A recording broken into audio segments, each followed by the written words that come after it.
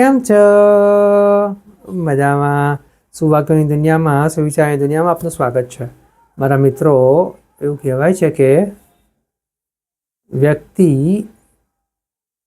જીવતો હોય ત્યાં સુધી તો બરોબર છે, પરંતુ જ્યારે વ્યક્તિ દુનિયામાં હયાત ના હોય અને ત્યારે તેની પાછળ જો તે દુનિયા માટે કોઈ સ્મિત મૂકી જાય છે તો તેનું જીવન ખરેખર સફળ થયું કહેવાય છે.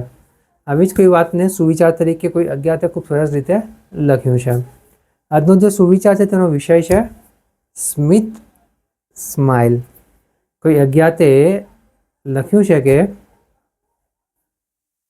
ખુદ હસો અને અન્ય લોકોના હસવાનું કારણ પણ બનો. મારા મિત્રો, આમ તો આ વાતના બે અર્થ થઈ શકે છે. જેને નકારાત્મક લેવું હોય તે નકારાત્મક લઈ શકે છે, પરંતુ તમારે આ વાતને સકારાત્મક લેવી હોય તો બહુ જ સીધી, સરળ અને મહત્ત્વની વાત છે કે આપણે હંમેશા એવા કાર્યો કરવા જોઈએ કે જેનાથી દેશનું ભલું થાય, સમાજનું ભલું થાય, દુનિયાનું ભલું થાય અને આપણા કામ થકી આપણને પોતાને ખુશી મળવી જોઈએ. કારણ કે જો વ્યક્તિ પોતે જ ખુશ નહીં હોય તો દુનિયાને કોઈ ખુશી નહીં આપી શકે.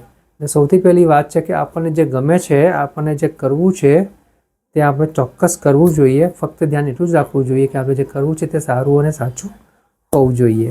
આ થઈ એક વાત.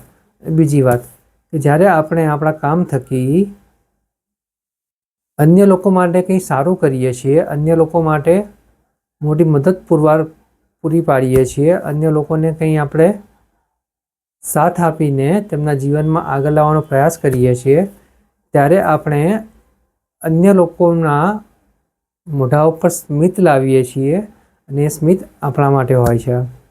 મારા મિત્રો, વાત થોડી અટપટી લાગે છે, પરંતુ એટલી સીધી છે કે જો આપણે દુનિયા માટે, દેશ માટે, સમાજ માટે, મિત્રો માટે, પરિવાર માટે જેવું કંઈક સારું અને સાચું કરી શકીએ, જેનાથી આ બધાનું કંઈક ભલું થાય, બધા કંઈક સકારાત્મક દિશામાં જઈ શકે, તો મારા મિત્રો, આપણા જે જીવન જીવીએ છીએ તે જીવન સફળ થયું કહેવાશે. એટલે વાત અહીંયા ફક્ત એટલી જ છે કે આપણે પોતે તો હસવાનું જ છે, એટલે કે આપણે પોતાનું મનગમતું કરવાનું છે, સાથે સાથે આપણે અન્ય લોકોના સ્મિતનું કારણ પણ બનવું પડશે. એટલે કે આપણા થકી જો કોઈ વ્યક્તિ પ્રેરણા મેળવે છે, આપણામાં કંઈ સારું જુએ છે અને એ પણ તે પ્રમાણે કરવાનો પ્રયાસ કરે છે, ત્યારે ચોક્કસ જ આપણે તેને કોઈ લક્ષ્ય બનાવીએ છીએ, લક્ષ્ય આપીએ છીએ, તેને કોઈ ગોલ આપીએ છીએ જેથી તે ત્યાં પહોંચી શકે. અને આવી જ રીતે આપણે ના ફક્ત આપણું પણ સાથે સાથે આપણી જોડે જોડાયેલા અન્ય લોકોનું પણ જીવન વધારે સારું બનાવી શકીએ છીએ. બસ મારા મિત્રો, વાત એટલી જ છે કે પોતાને પણ હસવાનું છે અને અન્ય લોકોને હસવા માટેનું કારણ બનવાનું છે, પણ જો વાત સકારાત્મક લેવી હોય તો જ. Thank you.